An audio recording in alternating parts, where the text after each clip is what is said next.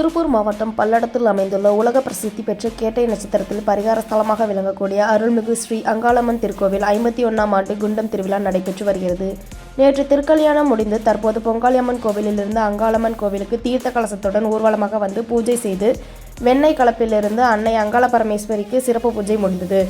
குண்டத்தை பூஜித்து கோவில் பூசாரி கண்ணன் பூப்பந்து எலுமிச்சம்பழத்தை உருட்டிவிட்டு முதலாவதாக இறங்க ஆரம்பித்தார். அதனைத் தொடர்ந்து சுமார் 500க்கும் மேற்பட்டவர் வரிசையாக குண்டம் இறங்கி தங்களுடைய நேர்த்திக் கடனை செலுத்தினர். சுற்றுவட்டார பகுதிகளில் இருந்து ஆயிரக்கணக்கான பொதுமக்கள் தற்போது சுவாமி தரிசனம் செய்து அன்னதானம் பெற்று செல்கின்றனர்.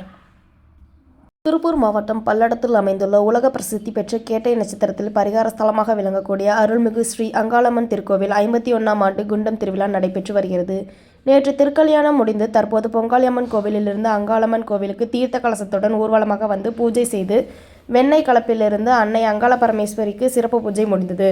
குண்டத்தை பூஜித்து கோவில் பூசாரி கண்ணன் பூப்பந்து எலுமிச்சம்பழத்தை உருட்டிவிட்டு முதலாவதாக இறங்க ஆரம்பித்தார். அதனைத் தொடர்ந்து சுமார் 500க்கும் மேற்பட்டவர் வரிசையாக குண்டம் இறங்கி தங்களுடைய நேர்த்திக் கடனை செலுத்தினர். சுற்றுவட்டார பகுதிகளில் இருந்து ஆயிரக்கணக்கான பொதுமக்கள் தற்போது சுவாமி தரிசனம் செய்து அன்னதானம் பெற்று செல்கின்றனர்.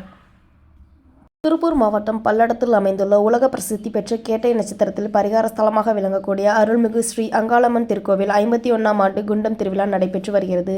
நேற்று திருக்கல்யாணம் முடிந்து தற்போது பொங்காளியம்மன் கோவிலிலிருந்து அங்காளம்மன் கோவிலுக்கு தீர்த்த கலசத்துடன் ஊர்வலமாக வந்து பூஜை செய்து வெண்ணெய் கலப்பிலிருந்து அன்னை அங்காள பரமேஸ்வரிக்கு சிறப்பு பூஜை முடிந்தது.